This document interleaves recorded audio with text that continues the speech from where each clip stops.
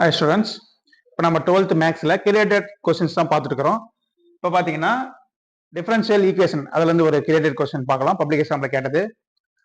So that the solution of the differential equation dy by dx equal to 2xy is log y equal to x square plus c. இந்த dy by dx equal to xy அப்படின்ற differential ஈக்குவேஷனுடைய சொல்யூஷனே கொடுத்துட்டாங்க. log y equal to x square plus c. அதான் நம்ம prove பண்ணலாம். இது ஒரு 2 mark question தான். வாங்க பார்க்கலாம். முதல்ல என்ன கொடுத்துருக்காங்க அதை அப்படியே எழுதுங்க. dy by dx equal to 2xy எழுதிட்டோம். இப்போ நம்மளுக்கு ஆன்சர் கொடுத்துட்டாங்க. ஆன்சர் தான் நம்ம ப்ரூவ் பண்ணணும். இப்போ இங்க லெஃப்ட் ஹேண்ட் சைடு என்ன பாத்தீங்கன்னா dy இருக்கு. அந்த dy நம்ம அப்படியே எழுதிக்கிறோம்.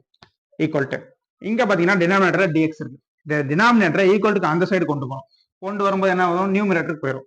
அப்ப நியூமரேட்டர் என்னது? dx. இந்த dx இந்த சைடு கொண்டு வந்துட்டோம். dx எழுதிட்டோம். இப்போ இங்க என்ன இருக்குன்னா 2xy இது 3 இருக்கு. இப்போ நம்ம இங்க என்ன எழுத போறோம்னா இங்க dx இருக்குதா? அப்ப இங்க x மட்டும் எழுதுறோம். y எழுத போறதில்ல.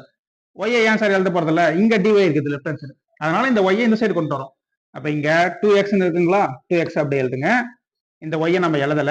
அந்த y தான் இந்த சைடு கொண்டு வரோம். y இங்க நியூமரேட்டர்ல இருக்குது. இந்த சைடு வந்து என்ன ஆயிரும்? டினாமினேட்டருக்கு வந்துரும். அப்ப இங்க என்ன வரும்? 1/y ன்னு வரும். இப்ப இங்க இருக்கிற எல்லா டைமும் எழுதிட்டோமான்னு பாருங்க. dx அந்த சைடு கொண்டு போயிட்டோம். அந்த பக்கம் இருக்கிற y இந்த சைடு கொண்டு வந்துட்டோம். அப்ப dy இருக்குது, y ஓட வேரியபிள் இருக்கு. dx இருக்கு, x ஓட வேரியபிள் இருக்கு. சோ இங்க 2 எழுதிருக்கோம். சரிங்களா? இந்த 2 இங்கேயும் எழுதலாம், இங்கேயும் எழுதலாம். இங்க 1/2 எழுதலாம். அங்கேயே எழுதிட்டா நல்லது. இப்போ dy dx பிரிச்சுட்டோம். இப்போ என்ன பண்றோம்? இன்டகிரேட் பண்றோம். ரெண்டு பக்கமும் இன்டகிரேட் பண்றோம். சரிங்களா? இப்போ 1/y dy நம்மளுக்கு ஃபார்முலா தெரியும். 1/x dxனா log x formula. 1/y dy என்ன formula? log y equal to இந்த சைடு வாங்க 2 அப்படியே எழுதிக்கலாம். x இன்டகிரேட் பண்றோம். x இன்டகிரேட் பண்ணீங்கன்னா x ஸ்கொயர் பை 2. சரிங்களா? அப்ப x square divided by 2 plus ஒரு c சேர்த்துறோம். ஒரு கான்ஸ்டன்ட் கண்டிப்பா சேர்த்தணும். இன்டகிரேட் பண்ணாவே ஒரு கான்ஸ்டன்ட் சேர்த்தணும். லெஃப்ட் ஹேண்ட் சைடும் c சேர்த்தி ரைட் ஹேண்ட் சைடும் c சேர்த்தீங்கன்னா ரெண்டும் கேன்சல் ஆயிரும். சரிங்களா? ஏதாவது ஒரு சைடு c சேர்த்திக்கிறோம். சரிங்களா? இப்போ இந்த 2 கேன்சல் பண்ணிடலாம். சரிங்களா?